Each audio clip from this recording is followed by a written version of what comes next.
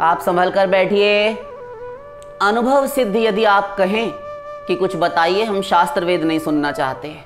जो हम सहज सुभीते से हृदयंगम कर लें, आत्मसात कर लें और हम आसानी से निभा ले जाएं, ऐसा बताइए आसान मार्ग। तो सरल मार्ग ये है कि आप अपने शरीर से, जहां पर आप बैठे हैं जिस आसन पर, वहां से 4 हाथ की दूरी पर अथवा 3 ही हाथ की दूरी पर सामने श्रीधाम वृंदावन का चिंतन कीजिए और अपने अगल बगल, दाएं बाएं, उत्तर दक्षिण, ऊपर नीचे, चारों ओर श्रीधाम वृंदावन, अर्थात जैसे आप किसी पार्क में बैठ जाते हैं, किसी उद्यान, बाग बगीचे, उपवन में बैठते हैं, किसी वन में बैठते हैं, तो आपको चहुं और वन ही वन दिखाई देता है। कहीं पक्षियों का झुंड कलरव कर रहा है, कहीं कोई तड़ाग, पोखरा, कोई जलाशय है, कोई सरोवर है। ऐसे ही आप श्रीधाम वृंदावन की एक झांकी तैयार कीजिए। अथवा ये भी नहीं हो पाता तो आप इतना चिंतन कीजिए कि एक वेदी है, आपने देखा होगा पीपल इत्यादि वृक्ष के चारों एक चबूतरा सा बना होता है ना, उस प्रकार उस पीपल के मध्य में सांसारिक चीज़ों को, सांसारिक वस्तुओं का अवलंबन ले लेकर वृंदावन का भाव बनाइए। इतनी सरल साधना है।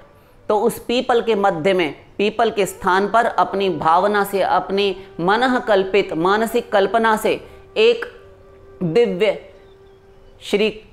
श्रीधाम में एक दिव्य कल्प वृक्ष का चिंतन कीजिए उस वेदी के चहुं ओर, और उस वेदी को अपनी आत्मकल्पना से सुंदर सुदृढ़ संगमरमर का बनाइए। पहले आपसे पहल नहीं बनने लगेगा कि आपको कहें कि माणिक्य अथवा मूंगे की अथवा प्रवाल मणि की, मरकत मणि की, वैदूर्य मणि की, अथवा हीरे से वज्र निर्मित, वज्र कहते हैं हीरे को, इनसे निर्मित, वो इन धातुओं से निर्मित वह वेदी है, ऐसा ना माने। कर सकें तो उत्तम है, वो तो फैक्ट है। किंतु आप इस फेर में यदि नहीं पढ़ना चाहते, आपसे नहीं हो पाता, तो आप एक संगमरमर मार्बल अथवा कोई भी इटालियन मार्बल हो सकता है, मकराना मार्बल हो सकता है, या करारा मार्बल हो सकता है, अनेकों प्रकार के मार्बल संगमरमर की किस्में हैं। तो आप उसकी वेदी अनुभव कीजिए, अपने सामने कल्पना कीजिए। उसके मध्य में एक दिव्य कल्प वृक्ष है और उस कल्प वृक्ष के नीचे उस वेदी पर एक सिंहासन की कल्पना कीजिए, मणिमय सिंहासन, जो सुगंधित स्वर्ण का, अग्नि विशुद्ध स्वर्ण का बना हुआ है, उससे निर्मित है। ब्रह्मा जी ने अपनी पूरी बुद्धि लगाकर बनाया। ध्यान दीजिए, ब्रह्मा जी की बुद्धि से बनाया हुआ कह रहे हैं, किंतु गोलोक में ब्रह्मा जी की बुद्धि से बनाया हुआ कुछ नहीं होता। वहां सब कुछ चिन्मय है और सच्चिदानंदमय है, सब कुछ राधा कृष्ण के समान ही है। वहां का एक पत्ता, एक पुष्प भी राधा कृष्ण के ही समान है। सब कुछ श्री कृष्ण ही बनते हैं, योग माया से अथवा माया से नहीं बनाते। ब्रह्मा जी का तो कला कौशल सब वहां पर फेल है, माया भी नहीं रचती।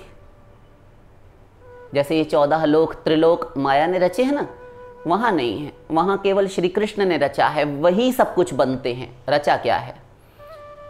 तो अपने तो साधकों को जो कनिष्ठ हैं उनके लिए ये साधना है कि वो पहले अपनी कल्पना से बनाएं, आत्मकल्पना, मनः कल्पना से, और उस सिंहासन के ऊपर प्रियालाल श्री राधा रानी को, कभी अकेले श्री कृष्ण को, ठाकुर जी को, अथवा कभी दोनों को समवेत एक साथ बैठा हुआ देखे।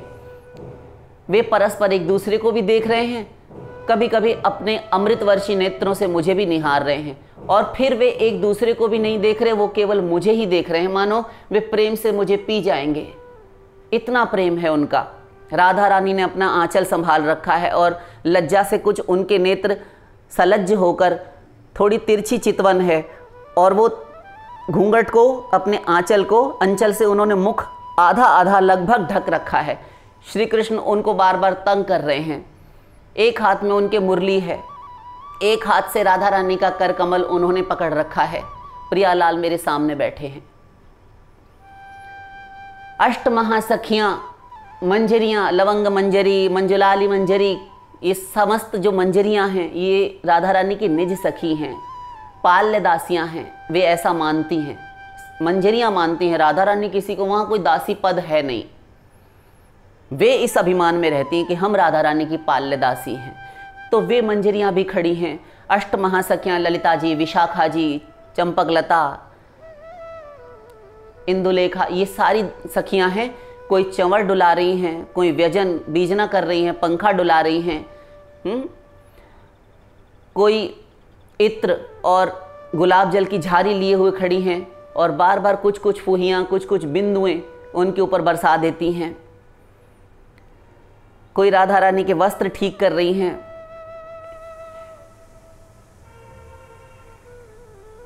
कोई माल्यार्पण कर रही हैं, कोई सखियां माला गुथ रही हैं। इस प्रकार चिंतन कीजिए चारों ओर और साथ साथ नाम स्मरण करते रहिए, नाम जप करते रहिए, ये चिंतन चलता रहे। प्रतिदिन कनिष्ठ साधक, उच्च साधक हैं तो कम से कम 5000 वृंदावन की वस्तुओं का आज मैं चिंतन करूंगा ही करूंगा, अथवा साधिकाएं हैं तो माताएं हैं, बहनें हैं, वे सब करूंगी ही करूंगी। यदि खाली हैं तो, यदि गृहस्थी में है तो शेष समय जो अभी पूर्व प्रवचन में आपने देखा कर्म संन्यास की साधना, तो 1 घंटा निकालकर अवश्य कीजिए। शेष समय बीच बीच में दफ्तर, ऑफिस का, कॉलेज का, स्कूल का जो भी कार्य है, जो भी आप जिस भी कार्य क्षेत्र में हैं, माताएं हैं, बहनें हैं, सब महिलाएं, सभी स्त्रियां, सभी साधिकाएं, जब समय मिले तो व्यर्थ लल्लो चप्पो ना करें, एकांत में बैठकर साधना में मन लगाएं और वे यही करें कि जहां भी बैठें अपने इर्द गिर्द, अपने चारों ओर 10 दिशाओं में वृंदावन ही वृंदावन देखें। ये माने अपने भाव देह से कि मैं इस समय श्रीधाम वृंदावन में हूं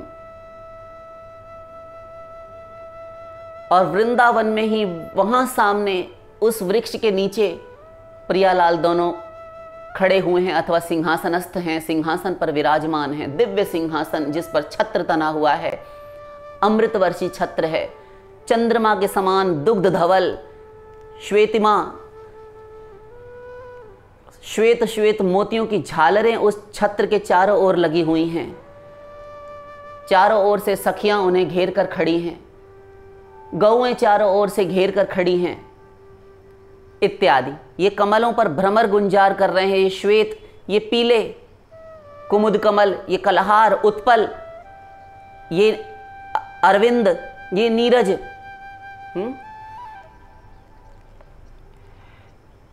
ये नील कमल, ये समस्त प्रकार के कमल, ये अरुणिम कमल, ये लाल रंग रक्त वर्ण के कमल, ये श्वेत कमल, ये सारे के सारे कमल खिले हुए हैं कुंड में। उन कमलों के ऊपर भंवरे गुंजार कर रहे हैं, भ्रमरावली, भंवरों की पंक्तियां झुंड की झुंड मिलकर टूटी पड़ती हैं। उनके पद्म पराग को ग्रहण करने के लिए, चूषण करने के लिए ये हंस बैठा हुआ है, कुछ बोल रहा है, राधे राधे रट रहा है। दिव्य वृंदावन की बात कर रहे हैं हम। भावदेह से आप जाइए, प्रतिदिन यहाँ बैठे हैं और आप वृंदावन में बैठे हैं। देखिए हंस को, 2-4 हंस और आ गए, वे पंख झल रहे हैं अपने और तैर रहे हैं राधा कुंड के जल में। कभी नौका विहार का चिंतन कीजिए, कभी वर्षा ऋतु आ गई, 6 ऋतुवन है, एक क्षण में वर्षा, एक क्षण में शीतल, एक क्षण में हल्की सी धूप, घाम, सब एक साथ उपस्थित रहती हैं, सेवा करती हैं 6 ऋतुएं वृंदावन में, श्रीधाम वृंदावन में। हम दिव्य वृंदावन की बात कर रहे हैं, बार बार कह रहे हैं। इस प्रकार श्रीधाम चिन्मय, उस अपराकृत अलौकिक परम धाम, उन परम प्रभु के, उन प्रियालाल के नित्य धाम, उस श्रीधाम सच्चिदानंदमय धाम वृंदावन का चिंतन कीजिए, वहीं निवास कीजिए, वहीं रहकर साधना कीजिए। इस संसार में लौटकर मत आइए, शरीर से रहिए किंतु जल में कमलवत रहिए। शीघ्र साधना सिद्ध होने लगती है, फलीभूत होने लगती है, तुम्हारे प्रेम नेत्र खुलने लगते हैं और इसके साथ साथ नाम जप। ये अनुभव सिद्ध बोल रहे हैं, किसी से सुन सुनाकर, पुस्तकें ग्रंथ पढ़ पढ़कर नहीं बोल रहे। करके देख लीजिए, यथालाभ संतोष करके ये शरीर का निर्वाह हो जाए। 2 रोटी खाने के लिए है, तन ढकने के लिए 2 वस्त्र हैं, एवं पट्टयुगम वस्त्रम प्रस्थमात्रम तु भोजनम, बस इतना सा भोजन, वस्त्र अपनी लज्जा निवारण के लिए, तन पर 2 वस्त्र हैं, सिर पर एक कमरा किराए का है, बहुत है। आपके पास एक मकान है, घर है, छोटा सा है, ठीक है, कितने दिन रहेंगे? कितना ही बड़ा पैसे वाला हो, उस अरबपति खरबपति चाहे कोई धनपति हो, उसके अपने उपयोग में केवल एक शैया, एक पलंग भर की ही भूमि आती है, मरने के उपरांत भी एक शैया भर की ही भूमि में वह दफन हो जाता है, जला दी जाती है उसकी चिता। शेष पूरे मकान में, बंगलों में, कोठियों में तो तुम्हारा अहंकार रहता है, किसी काम का नहीं। सम्मीलने नयनयोर नहीं किंचिद अस्ति, आंखें मूंदने पर कुछ नहीं बचता। इसलिए साधना में मन लगाइए, भजन कीजिए। तो प्रश्नकर्ता साधक के प्रश्न पर आते हैं फिर से। नाम स्मरण, नाम जप पूर्वक स्मरण कीजिए, स्मरण युक्त नाम जप कीजिए, एक दूसरे पर अन्योन्याश्रित होने चाहिए, तब तो साधना सही है। और केवल नाम जप रहित यदि आप साधना कर रहे हैं तो बड़े बड़े आचार्य कहते हैं, पूज्य श्री भाई श्री हनुमान प्रसाद पोद्दार जी और समस्त संतों के, जो भगवत प्राप्त जागृत संत कारक पुरुष हुए, सिद्ध पुरुषों की बात हम करें, हम ये कपड़ा रंगाने वाले साधु संतों की तो बात ही नहीं कर रहे। यदि कोई संत हैं, कोई महापुरुष है, तो हमारा यहाँ से प्रणाम, और सभी हमारे लिए वंदनीय है, उनकी पगरज हमारे शीश पर हो, ऐसा हम चाहते हैं। सभी हमारे लिए वंदनीय हैं। किंतु जो ये हठ धर्मी पर उतारू हैं, जिद पकड़ कर बैठे हैं कि नहीं केवल नाम जप कीजिए, हम उनके भी खिलाफ नहीं, किंतु इससे कोई लाभ नहीं होने वाला। क्यों? पहले ये पूर्ण कर लें। भाई श्री हनुमान प्रसाद जी, अन्य अन्य संतों ने कहा कि यदि नाम जप करते करते, नाम जप युक्त स्मरण युक्त यदि आप कर रहे हैं, स्मरण युक्त साधना कर रहे हैं, नाम जप करते हुए, दोनों साथ साथ चल रहा है, आगे चल के ये अनुभव सिद्ध भी है, उन्होंने जो बात कही वो भी सत्य है।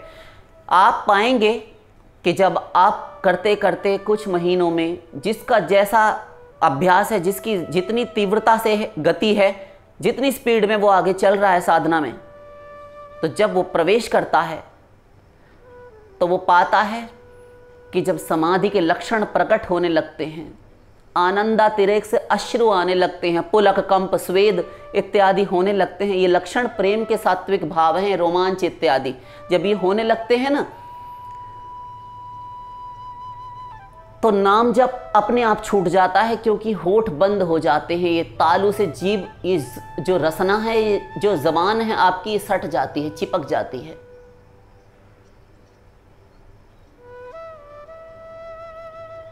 जो अभिसमः काय शिरोग्रीवम धारयन् न चल स्थिरम, ये श्री कृष्ण कह रहे थे, काया को समान करके बैठो। जब प्रेम के लक्षण प्रकट होते हैं, भगवान ने ये कनिष्ठ साधकों को अभ्यास करने के लिए कहा है, जो अभ्यास में चल रहे हैं। किंतु जिनको अनुभव होने लगा है भगवान के होने का, कि भगवान प्रत्यक्ष हैं, ये नजर आने लगा है, दिखाई देने लगा है, अनुभव होने लगा, रोमांच होने लगा, पुलक कंप अश्रु, ये सब उत्पन्न होने लगे लक्षण शरीर में, प्रत्यक्ष देखे जा सकते हैं, साधना अवस्था में ये होने लगता है। तो उन साधकों के लिए, ऐसे उच्च साधकों को तो हमारा प्रणाम है। बहुत ऊंचे होते हैं ऐसे साधक, इनका प्रायः पतन नहीं होता। तो जब इस अवस्था में प्रवेश करते हैं तो अनुभव सिद्ध बता रहे हैं आपको, नाम जप सहज छूट जाता है, छोड़ना नहीं पड़ता, वह भी नहीं छोड़ता, छोड़ना चाहता नहीं, जपते हुए बैठता है। जब प्रथम आकर फिर बैठेगा नियम से, तो जपेगा धीरे धीरे, क्योंकि प्रेम हृदय में आ चुका है ना, स्वरूप शक्ति उतनी मात्रा में आ चुकी है साधना की लिमिट के अनुसार।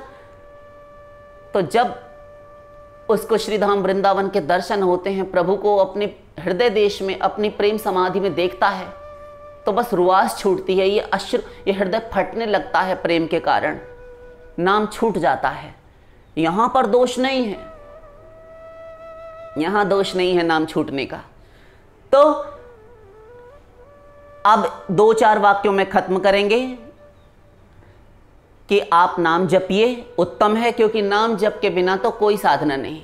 जो कोई करेगा नाम जपेगा, किंतु आचार्यों ने, महाभागवतों ने, वैष्णवाचार्यों ने, संतों ने, गोस्वामियों ने, षड गोस्वामियों ने, हमारे समस्त आचार्य चरणों ने कहा है कि स्मरण भी आवश्यक है। जैसा कि गौरांग महाप्रभु ने अभी कहा कि मनेर स्मरण प्राण, किसी भी साधना का जीवन है स्मरण।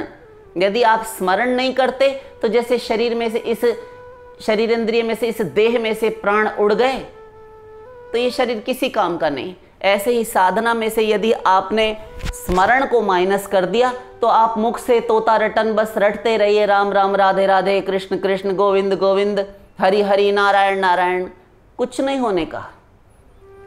तो साधक प्रथम में नाम स्मरण युक्त नाम जप करे, आगे चल के जब स्मरण में रस आने लगता है, समाधि आने लगती है, ये लक्षण प्रकट होने लगते हैं साधना में साधक के भीतर, तो नाम जप छूट जाता है। रही बात भगवत प्राप्ति की, उन्होंने पूछा है, तो भगवत प्राप्ति बहुत आगे की बात है। यदि प्राणपण से चेष्टा करके अड़ जाए तो इस ही जन्म में भगवत प्राप्ति, सारे अनुभव, केवल दर्शनाभास नहीं, पूर्ण भगवत प्राप्ति इसी जन्म में हो जाएगी। प्रियालाल करवा देते हैं। भगवत प्राप्ति अपने बलबूते पर किसी को नहीं हुई, नहीं होती, नहीं हो सकती, नहीं होगी। पहले तो आप ये लिख लीजिए,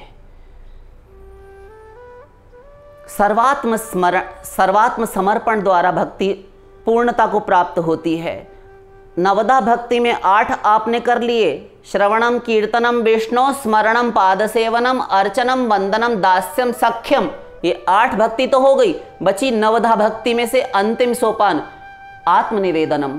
तो जो आत्मनिवेदन है वो स्वयं का समर्पण है, आत्मसमर्पण करना। ये नहीं आया, पिछली सारी भक्तियां बेकार, व्यर्थ गई, क्योंकि हमने अपने आप को, स्वयं को प्रभु के समर्पित नहीं किया।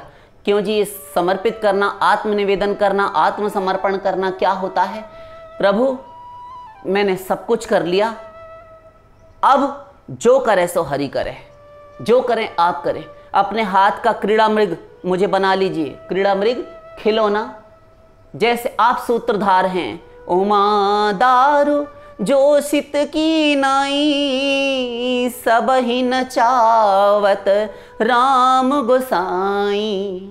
हे उमा, हे पार्वती, दारू जोशित, लकड़ी की बनी हुई स्त्री अर्थात कठपुतली की तरह से, जैसे कोई सूत्रधार उस कठपुतली को मनचाहे संकेतों पर नचाता है। कहीं कमर हिलानी है, कहीं गर्दन तिरछी करनी है, कहीं हाथ उठाना है, भाव भंगिमाएं। ऐसे ही सब ही नचावत राम गोसाई, सब हाथों के खिलौने हैं उन भगवान के। राम करन चाहत सोई होई, करे अन्यथा अस नहीं कोई। जो भगवान करना चाहते हैं वही होता है, उसे मेट दे, अपनी चला दे, कोई नहीं। होई है सोई जो राम रचि राखा। शंकर जी ने भी माना बालकांड, जो भगवान राम ने लिख दिया वो होकर रहता है। मान लो ना, स्वामी की प्रत्येक आज्ञा मानो, उसमें अपना मंगल हित, अपनी भलाई जानो, अपना कल्याण जानो। तुम केवट को मत समझाओ कि जीवन नौका ऐसे चलाओ, तुम बस कठपुतली बन जाओ और उस सूत्रधार के इंगित पर, उसके संकेतों पर नाचते जाओ, वो तुम्हें कुछ बना देगा। बोलना बंद करो, हम बोलते बहुत हैं, बोलते बहुत हैं हम, चुप हो जाओ। बाहर से नेत्र मूंद कर भीतर के नेत्र खोलो, अंदर झांको। अनंत अथाह अतल समुद्र आनंद का, प्रेम का उत्ताल हिलोरे ले रहा है, तरंगे ले रहा है। ऐसे उच्छलित समुद्र को छोड़कर तुम यहाँ संसार की विषय वासनाओं में, इन सांसारिक रिश्ते नातेदारों में, इन भोग पदार्थों में, भोग सामग्रियों में, अपनी इन वासनाओं, इन कामनाओं में सुख ढूंढ रहे हो। यही तुम्हारे दुख का कारण है।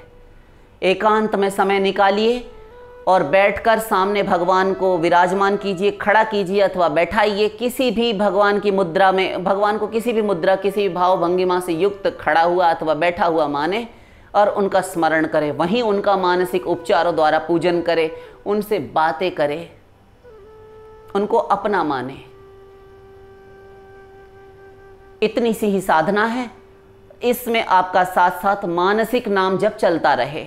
जो भी नाम आपको, कोई भी एक नाम, कोई भी जिसमें आपकी रुचि हो, उसमें हम कुछ नहीं कहेंगे कि अमुक नाम ही आपको जपना पड़ेगा, आपको राधे ही जपना पड़ेगा, आपको कृष्ण ही जपना पड़ेगा, गोविंद ही जपना। सब नाम समान हैं। प्रथमेव तो ये सोचना बंद कीजिए। और जो ऐसा मिथ्या भ्रामक प्रचार करता है वह नामापराध कमा रहा है। आप उजाहि अरुघाल ही आनहि, खुद तो नष्ट होंगे ही, दूसरों को भी नष्ट कर देंगे। हम तो डूबेंगे सनम, तुम्हें भी ले डूबेंगे। सब नाम समान हैं, किसी में नामापराध ना होने पाए। यदि छोटा बड़ा को बड़ छोट कहत अपराधु, बालकांड। कौन बड़ा है कौन छोटा है ये कहने में अपराध है।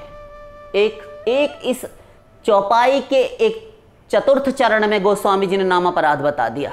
यद्यपि नाम अपराध कह के नहीं कहा, किंतु को बड़ छोट कहता अपराधो, ये नाम अपराध ही कह रहे हैं गोस्वामी जी अप्रत्यक्ष रूप में। सब नाम समान हैं।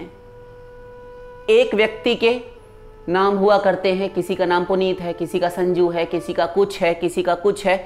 निकनेम भी लोग रख लेते हैं, उपनाम भी रख लेते हैं। बहुत बड़ा नाम है, बोलते अच्छा नहीं लगता, कोई निक्कू कह देता है, कोई कुछ कहता है, कोई मोनू कह देता है, कोई आता तो वही व्यक्ति है उस संकेत से, उसे पता है कि दोनों नाम मेरे ही हैं। अब कोई कहे कि ये नाम खराब है, ये अरे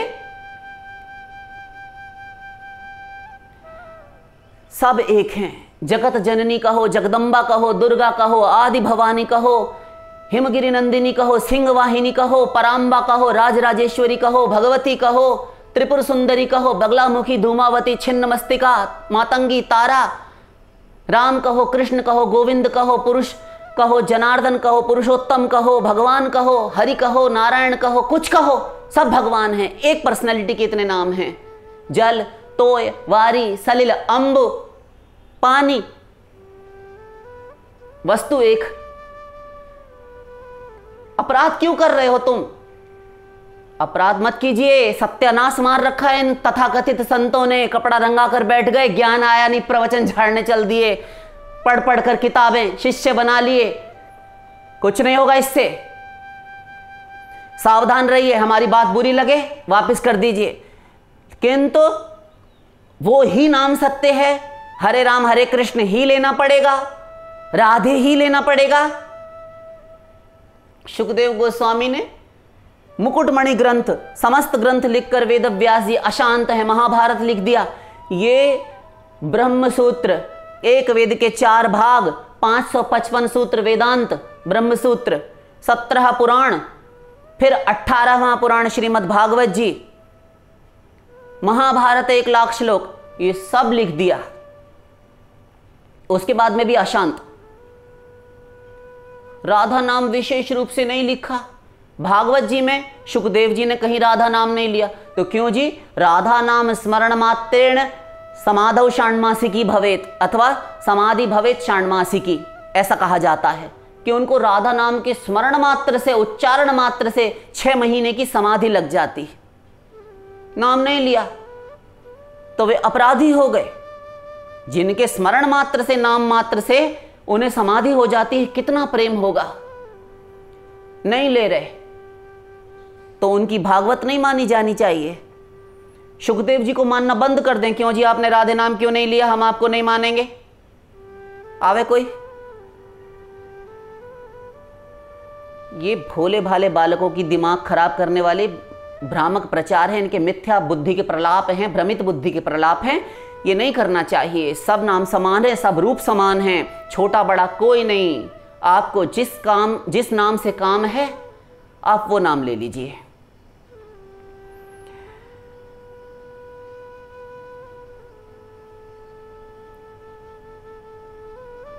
रामचरित सतकोटि में लिय महेश जिय जानी पहचानी। भगवान शंकर जी ने, भगवान महादेव ने 100 करोड़ रामायणों में से 2 अक्षर राम नाम ले लिए, चुन लिए, अपराधी हो गए। बकवास मत कीजिए। बैठकर मंच से केवल राधे ही रटना पड़ेगा, हरे राम हरे कृष्ण ही जपना पड़ेगा। विट्ठल विट्ठल जप कर सिद्ध हो गए। पंढरपुर में आज भी मंदिर है। विट्ठल कौन से वेद में नाम आया बतावें? सहस्त्र नामों में विट्ठल नाम आया? किसी में नहीं।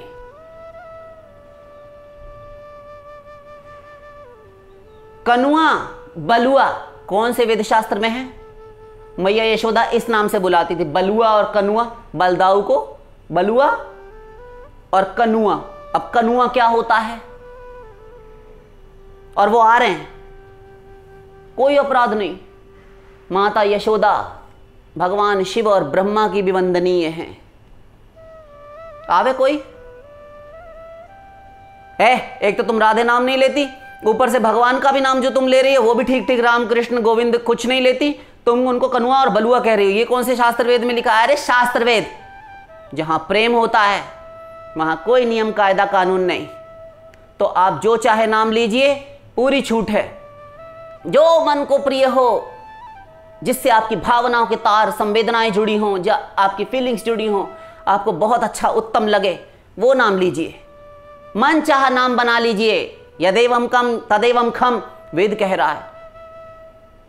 अकार उकार मकार, क से ज्ञा श्र तक, ये सारी वर्णमाला, ये सब व्यंजन सब भगवान के नाम हैं। गधा गधा भी कोई रटे, ये भी भगवान का नाम है। क्योंकि शब्द जितने भी हैं ये ब्रह्म से उत्पत्ति हुई, और शब्द स्वयं अपने आप में ब्रह्म है। जो भी शब्द उच्चारण किया जाए भगवान के नाम है। ऐसा कौन सा शब्द है जो भगवान का नाम ना हो? तो आपको जो नाम प्रिय हो आप वो रखिए, जो नाम प्रिय हो आप वो जपिए, वो लीजिए। किसी के कहने में मत जाइए। ये साधक की रुचि पर डिपेंड है, पूर्णतया साधक की रुचि पर निर्भर करता है। जो रूप प्रिय हो वो कीजिए।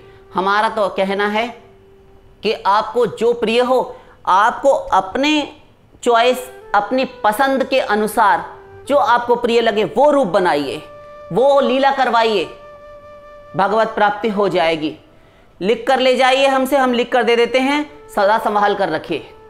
अनुभव सिद्ध बोल रहे हैं, बिना अनुभव के नहीं बोल रहे। तो नाम जप कीजिए, अच्छी बात है, किंतु अपना मन उस नाम के साथ लगाए रखिए। भगवान के किसी रूप में स्मरण करने बैठे हैं, किसी भी श्री विग्रह, छाया चित्र, फोटो, मूर्ति, तस्वीर, कोई भी जो आप, अथवा बिहारी जी आप वृंदावन गए होंगे, उन्हीं का चिंतन करते हुए भी यदि आप कोई भी फोटो हो, बाजार से मिलती है, आप ले आइए, 100-200 रुपया में आ जाती है, और उसे रखकर बार बार उसको एक झलक देखा, उसका रूप बनाया, और साथ साथ नाम जप मानसिक रूप से चल रहा है। माला से कीजिए, सांसों से कीजिए, जैसे चाहे कीजिए। कुछ दिन में वह नाम जप युक्त रूप ध्यान और रूप ध्यान युक्त नाम जप, इतनी साधना, ये आपकी साधना में प्राण फूंकने लगती है, और आप पाते हैं कि आपको दिव्य अनुभव होने लगते हैं। भगवत प्राप्ति शीघ्र हो जाती है। सब कुछ इतने ही साधन से हो जाएगा। शेष फिर वृंदावन विहारी लाल की।